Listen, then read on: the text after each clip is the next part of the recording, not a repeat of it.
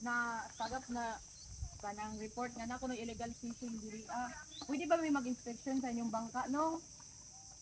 Good morning, sir. Ano may problema, sir? Wala mo ko'y gibuhat nga dautan. Mang Tonyo, naami impormasyon nga nagamit mo og fine mesh net og active gear nga restrict sa FAO 24621.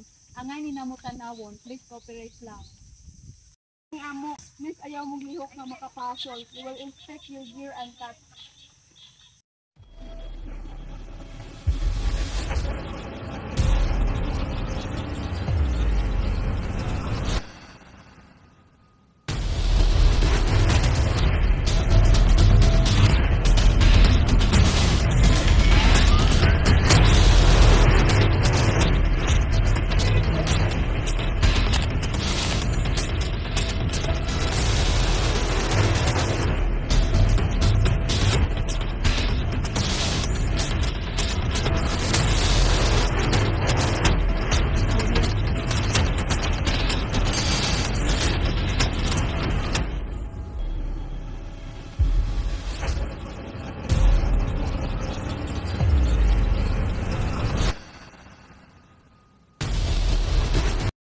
Uy nong, klaro kayo ning kanang dili man ni pwede nga net kay 0.3 cm net man ni under FAO 246-1 the minimum allowed mesh size is 3 cm.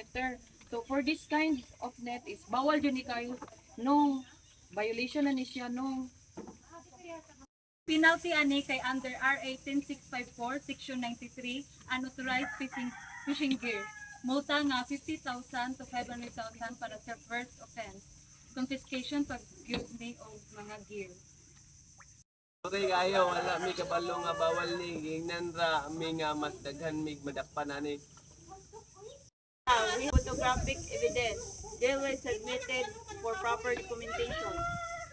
Kunyo, nasa binakita nga dynamite. Bawal kayo ni sa municipal waters. O sir, gamay ra gusto para lang makuha ming isda sa ilaw.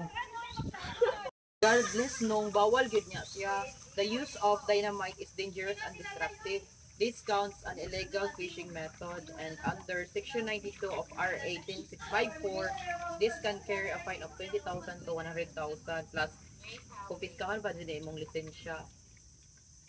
Tagyo nila ko nga kadlawon pa sila ni abot. Makadudang gid kaayo.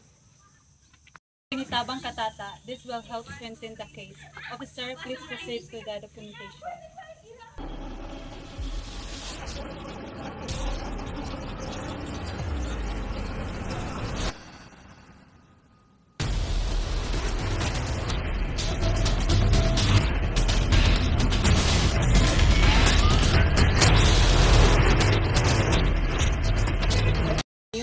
We will confiscate the gear and will be brought to municipal fisheries office for formal filing. So you have the right to respond during the investigation. Tamo sa ning kuan mo ang mga fishing gear and the dynamite as evidence para sa maong violation na imong gi-violate. Depende sa resulta sa investigasyon. For now, suspended ang inyong permit.